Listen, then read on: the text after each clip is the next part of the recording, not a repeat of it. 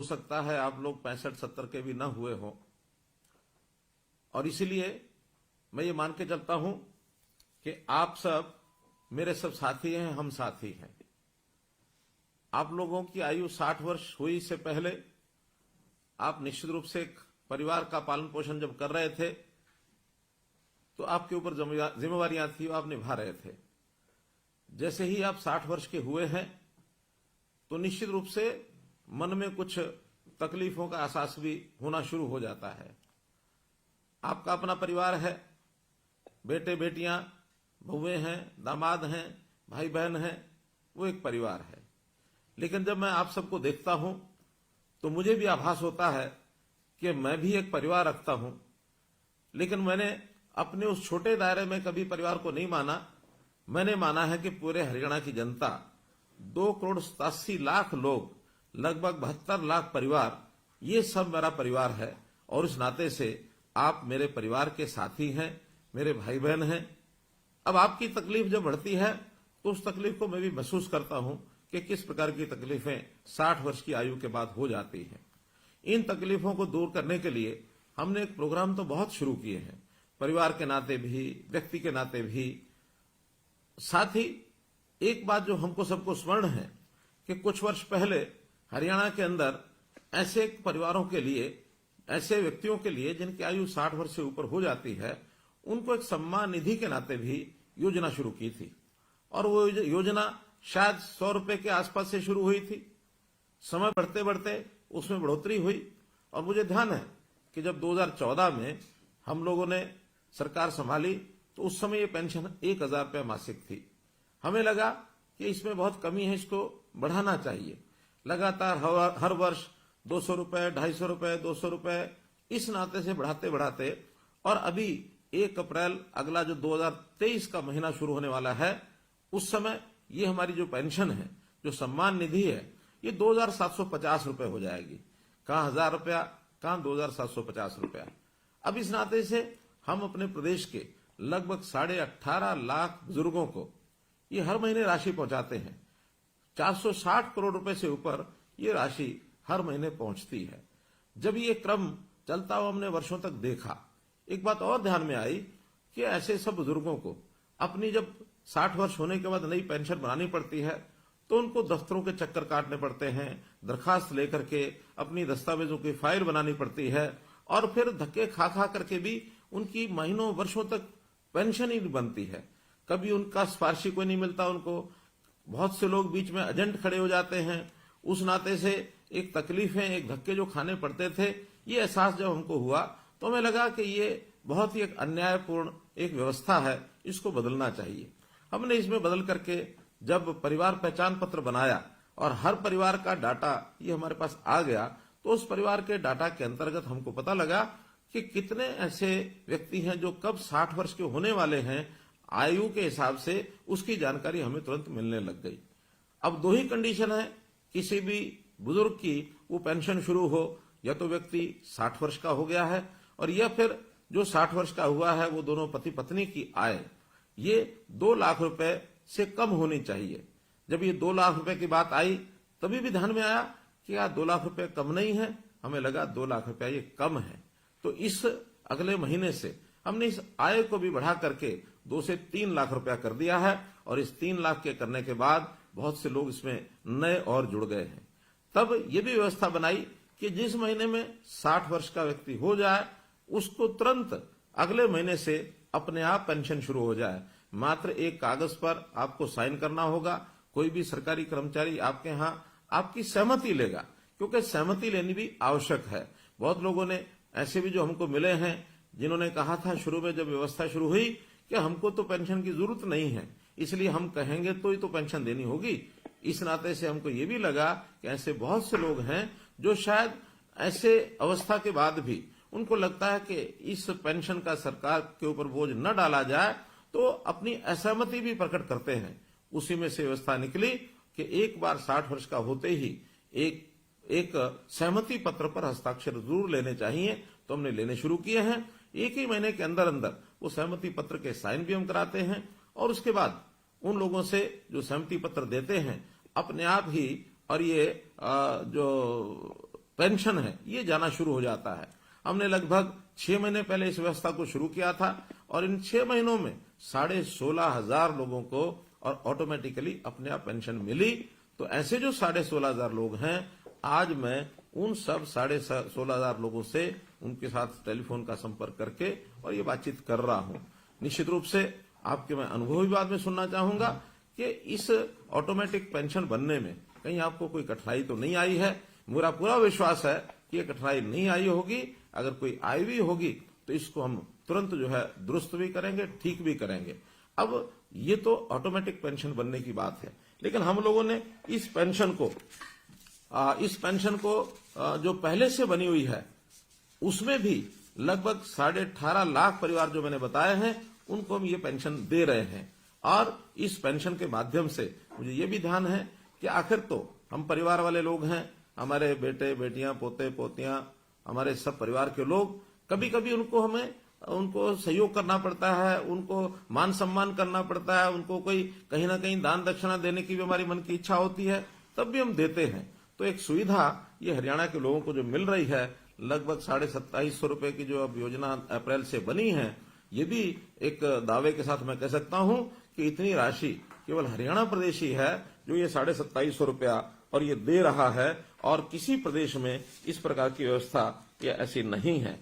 तो मित्रों, भाइयों बहनों, मैं तो आपको आज यही कहूंगा कि हम लोग जो ये एक लाभ सरकार से ले रहे हैं, तो इस लाभ के बदले में हम लोगों को, क्योंकि हमारी आयु भी 60 वर्ष ही हुई है, तो 60 वर्ष होने के बाद आखिर व्यक्ति का शरीर स्वस्थ रहता है, काम करने योग्य रहता है, तो हमें अपने इस आयु के पड़ाव में आकर के अपने काम के साथ साथ सामाजिक कामों में भी जाना चाहिए। ऐसे जितने भी हमारे रिटायर्ड लोग हैं, जितने ऐसे बुजुर्ग हैं या नौजवान भी हैं जो अपने आप एक स्वयं सेवक के नाते, एक वॉलंटियर के नाते काम कर सकते हैं, उनका भी एक पोर्टल बनाया है। उनको हम रजिस्ट्रेशन कराते हैं और रजिस्ट्रेशन कराने के लिए अगर अपना मन माने कि हमको आखिर कोई ना कोई समाज का काम करना चाहिए, क्योंकि जैसे मैंने कहा ये समाज है, ये हमारा परिवार है, एक छोटा परिवार जिसके अंदर हम पैदा हुए, हमारे आगे परिवार के सदस्य, बेटे बेटियां, बहन भाई, हमारे जो दोते धोतियां, पोते पोतियां और हमारी बहुएं, हमारे दामाद, एक परिवार। दूसरा परिवार ये सारा समाज, ये भी एक परिवार है। वसुधैव कुटुंबकम, ये बात हमारे ऋषि मुनियों ने भी हमेशा कही है कि अपना जो मन है ये बड़ा करना चाहिए। ऐसा कहते हैं, अयम निजा प्रोवेति, यानी ये मेरा है, ये तेरा है। गणना लघु चेतसाम, ये छोटे दिल के लोग करते हैं। उदार चरिता नाम तो, बड़े हृदय के लोग वही होते हैं। वसुधैव कुटुंबकम, जो पूरे विश्व को, पूरे संसार को अपना परिवार मानते हैं।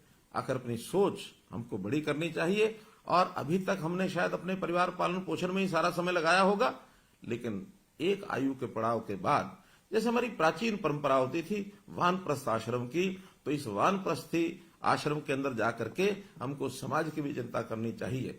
क्योंकि कभी भी कोई एक अकेला व्यक्ति या एक अकेला परिवार ये अपने आप में पूर्ण इकाई नहीं हो सकते, अपने आप में सारा काम अपने आप नहीं कर सकते। हमको प्राय सभी काम करने के लिए समाज की भी आवश्यकता होती है। यदि सारे समाज की हम चिंता करेंगे तो समाज हमारी भी चिंता करेगा। तो इसलिए वॉलंटियर बनने के लिए हमने जो पोर्टल बनाया है, उस पोर्टल के बारे में मैं बताता हूं। उसका नाम है samarpan.gov.in, अंग्रेजी का ये शब्द है। आपको अगर न ध्यान में आए तो आप निश्चित रूप से आपके गांव में जो भी कोई कंप्यूटर के नाते से जो कोई वहां साझा सेवा केंद्र है, अथवा जिसको CSC कहते हैं या अटल सेवा केंद्र कहते हैं, या कोई भी कंप्यूटर जानने वाला व्यक्ति, उसको हम बता सकते हैं कि मैं भी अपना नाम वॉलंटियर इस नाते से उसमें जुड़वाना चाहता हूं।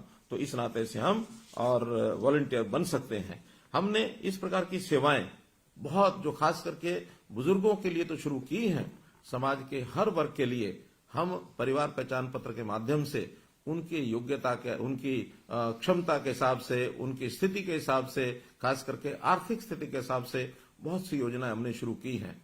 हमने इस परिवार पहचान पत्र के अंदर जितने भी नागरिक हैं, अर्थात 2,87,00,000, इनको 6 भागों में बांटा है।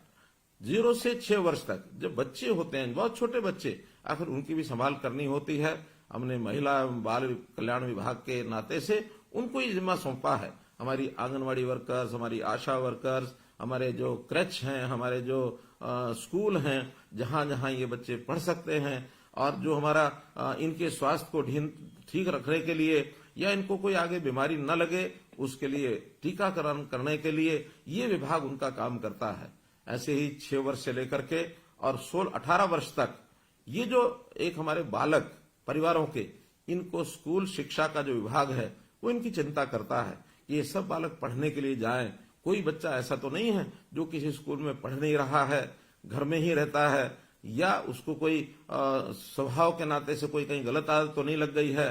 तो हर बच्चे की संभाल करना ये इस विभाग के जिम्मे रहेगा।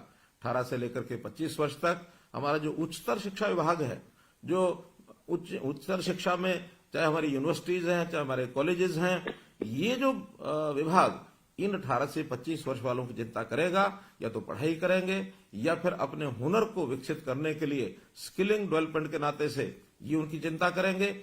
कुछ लोग जो रोजगार करना चाहते हैं उनको रोजगार दिलाने की व्यवस्था करेंगे। तो ऐसे सब युवा, ये युवा अवस्था ऐसी होती है, इस समय संभालना बहुत जरूरी होता है, दिशा देना बहुत जरूरी होता है। तो हमारे युवक एक ठीक दिशा में काम करें, इनके लिए वो काम हम देते हैं उनको। इसी प्रकार 25 वर्ष से लेकर के 40 वर्ष तक ये ऐसे युवा होते हैं जो स्पोर्ट्स में काम करते हैं, जो कहीं ना कहीं नौकरी की तलाश करते हैं। तो इस नाते से इनके युवकों की गतिविधियों में ये भाग लें और हर किसी को अपने परिवार पालन के अंदर सहयोग करने के नाते रोजगार प्राप्त हो, ये काम हम उसके लिए भी करते हैं। ये भी हमारा जो यूथ अफेयर्स जो डिपार्टमेंट है, ये जो और स्पोर्ट्स डिपार्टमेंट है, वो लोग इनका पूरा ध्यान रखेंगे। इसी प्रकार 40 से 60 वर्ष तक का रेवेन्यू डिपार्टमेंट हमारा है, क्योंकि ये प्राय सब लोग अपने काम में लग जाते हैं। कोई छोटा काम करे, बड़ा काम करे, नौकरी करे, दुकान करे, उद्योग करे, इन सब के जिम्मे अपने परिवार का पालन पोषण होता है। इनको किसी प्रकार की कठिनाई न आए, ये भी काम उनके जिम्मे लगाया जाता है। तो सब लोग इस नाते से और व्यस्त रहें, सबको एक प्रकार से परिवार पालन के अंदर पूरा अवसर मिले। तो इस प्रकार 60 साल तक और 60 साल से ऊपर की आयु के वर्ग के लोग, जिसमें हम शामिल हुए हैं, ऐसे सब लोगों के लिए जो हमारा सेवा विभाग है, सेवा विभाग के जिम्मे ये लगाया है कि 60 वर्ष से लेकर और जितने वर्ष तक की आयु प्रभु ने हमको दी है, उस वर्ष तक सबकी संभाल ये सब करें। विशेष तौर पर इन सब वर्गों के लिए स्वास्थ्य का विषय ऐसा है जो हर किसी के ऊपर लागू होता है कि स्वास्थ्य ठीक रहे, व्यक्ति स्वस्थ रहे, तंदुरुस्त रहे, और अगर कहीं अस्वस्थ होता है, बीमार होता है, तो उसका इलाज ठीक हो जाए। इलाज ठीक करने के नाते हमारे देश के प्रधानमंत्री विशेष तौर पर बहुत चिंतित है। गरीब परिवारों के लिए उनकी चिंता है कि कहीं ऐसा ना हो कोई गरीब परिवार किसी के इलाज कराने में इतना खर्च कर बैठे कि परिवार जो है वो कहीं उसकी कमर न टूट जाए, क्योंकि गरीब परिवारों को लाखों रुपए का इलाज का खर्च देना ये संभव नहीं है। इस नाते से उन्होंने हर गरीब परिवार के लिए 5 लाख रुपए तक का ये जो स्वास्थ्य बीमा है ये लागू कराया है आयुष्मान भारत के नाते। जब हमें ध्यान में आया कि केंद्र की स्कीम में तो हरियाणा के 15.5 लाख परिवार कवर हो रहे हैं, हमने उसमें अपनी एक योजना बनाई, चिरायु योजना, ताकि 1,80,000 रुपए तक की आय के जो परिवार हैं उन सबको इसका लाभ मिले। और इसमें 29 लाख से भी ज्यादा परिवार इसमें कवर हो रहे हैं। अब हमको ध्यान में आया आखिर 1,80 भी बहुत आय ऐसी है जिसमें शायद इससे ऊपर के लोगों को भी कठिनाई आएगी। तो इस वर्ष के बजट में हमने इस आय को बढ़ा करके 3 लाख रुपया प्रति परिवार ये आय रख करके और थोड़े से पैसे लेकर, थोड़े पैसे यानी 125 रुपया महीना अर्थात 1500 रुपया साल, इतना पैसा लेकर के भी उनकी जो स्वास्थ्य बीमा योजना उनको भी इसको ऑफर किया है ताकि वो इसको ले सके और परिवार के इस खर्च को बचा सके। अब ऐसे ही हमारे जो बुजुर्गों की स्थिति है, बुजुर्गों में एक वर्ग ऐसा है मित्रों जिनकी आयु 80 वर्ष से भी ऊपर हो गई है। तो इस 80 वर्ष से ऊपर के आयु के जो लोग हैं उनकी विशेष चिंता हमको करनी होती है। तो हमने अपने जितने भी वॉलंटियर्स हैं इनके जिम्मे ये लगाया है। वॉलंटियर्स वो जनता में से भी आते हैं और हमारे सरकारी कर्मचारी वो भी वॉलंटियर्स बन सकते हैं। हजारों की संख्या में ऐसे सरकारी कर्मचारी वॉलंटियर बने हैं। बल्कि मैं अपील करता हूं कि आप भी उनको ये कहें, जो हमारे सरकारी कर्मचारी आपके परिवारों के लोग हैं उनको कहें कि वॉलंटियर बनकर के ऐसे बुजुर्ग जिनकी आयु 80 साल से ऊपर हो गई है इनकी देखभाल करने के लिए कम से कम और कुछ ना करें, महीने में एक बार जाकर उनका हालचाल पूछें। कोई अस्वस्थ है, कहीं किसी की परिवार के अंदर स्थिति ऐसी तो नहीं है कि परिवार में कोई देखभाल नहीं करता है, कोई अकेला तो नहीं रहता है, उसके कुशल क्षेम, उसकी बीमारी, उसका खान पान, उसको आवश्यकताएं जितनी होती हैं उसकी पूरी हो रही हैं कि नहीं हो रही हैं। क्योंकि ये भी लगभग 2.25 लाख परिवार ऐसे हैं, लोग ऐसे हैं जो 80 वर्ष से ऊपर हैं। तो इन 2.25 लाख लोगों की भी चिंता हमको करनी चाहिए। ये हमारे बुजुर्ग हैं और बुजुर्ग हमारे माता पिता के बराबर होते हैं, तो हम अपने माता पिता के बराबर बुजुर्ग 80 साल, 90 साल, 100 साल से भी ऊपर की आयु के लोग लगभग 3,500 लोग आज ऐसे हैं जिनकी आयु 100 वर्ष से भी ऊपर है। तो एक बहुत बड़ा ऐसा वर्ग है जिन्होंने सारा जीवन, चाहे अपने परिवार को पालते हुए भी जो सेवा की है समाज की, एक बहुत बड़ी सेवा है। तो हम आज उन बुजुर्गों को जरूर देखभाल करें। सरकार ने एक योजना बनाई है ऐसे बुजुर्ग जो अकेले रहते हैं, क्योंकि ये भी एक बड़ी संख्या है जो आज ध्यान में आता है कि 80 साल से ऊपर की उम्र है और अकेले रहते हैं। ये संख्या भी कम नहीं है। ये संख्या लगभग जो मेरी जानकारी है, ये लगभग 28,000 लोग ऐसे हैं जो अकेले रहते हैं और जिनकी आय वो लगभग 1,80,000 रुपए तक है। तो इनकी भी चिंता हमको सबको करनी है। तो ऐसे परिवारों को जो अकेले हैं, उनका बहुत मुश्किल है उनको अपने जीवन यापन करना, उनको परिवार की सहायता नहीं मिल रही है, या कई बार पारिवारिक छोटे मोटे विवाद होते हैं, उसके कारण से माता पिता को कई बार बच्चे भी दूर कर देते हैं, जो एक बहुत अच्छी बात नहीं है। बहुत इसको हमको संभालने की आवश्यकता है कि जिस परिवार को पाला पोसा बुजुर्ग ने, वो बच्चे उन परिवारों बुजुर्गों की जरूर उसकी देखभाल रखें, उनकी चिंता करें। आखिर उन्होंने आज तक हमको पाला है, आज जरूरत उनकी आवश्यकता है उनको सहायता करने की, तो हम सहायता करेंगे। एक वर्ग ऐसा हमको ध्यान में आया कि आयु भी 80 वर्ष से ऊपर है, अकेले रहते हैं और उनकी अपनी इनकम हमारे डाटा के हिसाब से 25,000 रुपए से कम है। ऐसे भी 3600 लोग हैं। अब ये 3600 लोगों की हालत क्या होती होगी? जब हमने इसका विचार किया तो हमने घोषणा की है कि अभी अप्रैल से इन सब लोगों के लिए जो वृद्ध आश्रय स्थल, सेवा आश्रम, वरिष्ठ नागरिक सेवा आश्रम, इन सेवा आश्रमों में उनको हम कहेंगे कि जाकर के वो वहां रहें, ताकि उनकी अपनी व्यक्तिगत कोई भी आवश्यकता है, चाहे वो बीमारी की है, चाहे उनके रहन सहन की, खाने पीने की, चाहे रहने के स्थान की, चाहे कपड़ों की, कोई भी आवश्यकता वो उनकी हम पूरी करेंगे। और ये सरकार की व्यवस्था में सब रहें, ताकि अगर वो सहमत होंगे उन सबको हम इन सेवा आश्रमों में रखेंगे। तो इस प्रकार मेरा तो आप लोगों से यही है कि हम लोग इन सब चीजों को समझते हुए, हम सामाजिक प्राणी हैं, तो समाज के नाते से हम लोग इन विषयों के ऊपर आगे बढ़ें। एक विषय जरूर मैं ध्यान कराना चाहूंगा कि बहुत लोग ऐसे भी हैं छोटे मोटे लालच के कारण से, कई बार तो वो परिवार के अंदर रहते हैं, फिर भी उनको लगता है शायद अलग फैमिली, अलग परिवार, इसका हम रजिस्ट्रेशन कराएंगे तो कोई लाभ हो सकता है, और उस छोटे लाभ के कारण से वो अपना रजिस्ट्रेशन अलग से करा लेते हैं। अब बड़ी हैरानी की बात है कि हमारे यहाँ अलग सिंगल फैमिली मेंबर जो परिवार जो ऐसे गिने हैं, वो लगभग 28,000, जैसे मैंने बताया है, ये 28,000 लोग 80 वर्ष से ऊपर के हैं जिन्होंने सिंगल फैमिली मेंबर अपने को कराया है। और जो सब मेंबर्स को लगा लिया जाए, यानी सिंगल मेंबर फैमिली आयु का ध्यान न रखे, तो ये लगभग 2.5 लाख से भी ऊपर हैं।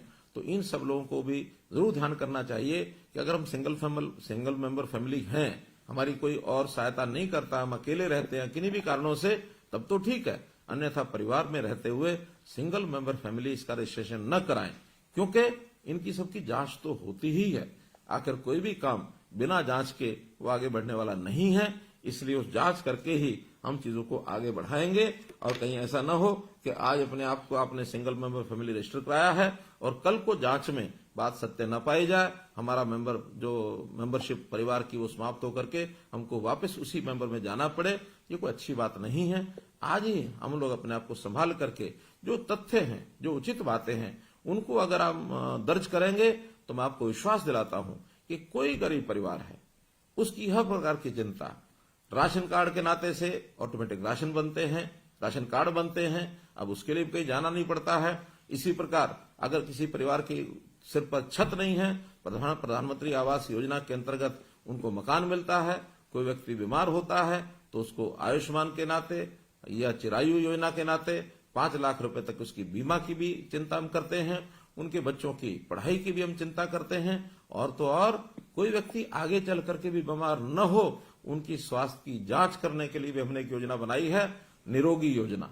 अर्थात इसमें भी हर वर्ष या 2 वर्ष में कम से कम हर बार एक व्यक्ति का एक बार उसका स्वास्थ्य जांच जरूर हो, इसके लिए भी निरोगी योजना बनाई गई है। हमारे जितने भी CHCs हैं, PHCs हैं, हॉस्पिटल्स हैं, और अब तो हम इस काम में प्राइवेट जो अस्पताल हैं उनकी व्यवस्था भी कर रहे हैं। ESI अस्पताल, उनकी व्यवस्था को भी इसमें जोड़ा गया है, ताकि हर व्यक्ति का 25 तरह के जो टेस्ट हैं 2 साल में एक बार उसका जरूर हो जाए। अगर कोई छोटी बड़ी बीमारी मानो शरीर में पड़ी है, हमको पता ही नहीं लगता है, कहीं आगे चल करके वो भयंकर रूप ले, इससे पहले ही संभल जाए, और संभल करके उसकी छोटे मोटे की इलाज की जो बातें हैं उसको हम और अभी से कर पाए, व्यक्ति बीमार न हो, इसके लिए भी हमने जो है आयुष विभाग को सक्रिय किया है, ताकि हमारा रहन सहन, खान पान, हमारा शारीरिक व्यायाम, खेलकूद, इसकी ओर भी हमारे लोग जो हैं वो आगे बढ़ें, ताकि आखिर तो बीमार ही क्यों हो, बीमार न हो, इसके बहुत लाभ हैं। बीमार होने के बाद इलाज तो कराने के लिए खर्च होगा ही होगा, हमारा समय बर्बाद होगा, हम काम करने से भी गए। मानो अगर 1 महीना इलाज के लिए हमको लगाना पड़ता है, तो 1 महीना आखिर काम का जो नुकसान है, हमारा अपना भी नुकसान है, परिवार का भी है, देश का भी है। इसलिए स्वस्थ रहें, अस्वस्थ न हो, इस पर भी हम पूरी योजनाएं बना रहे हैं। तो मित्रों, आज जो है इस नाते से मैंने उन्हीं बंधुओं से बातचीत की है जिन लोगों की पेंशन की नई योजना बनाई हमने, ओल्ड एज पेंशन, वृद्ध अवस्था पेंशन, इसके नाते जिनको ऑटोमेटिकली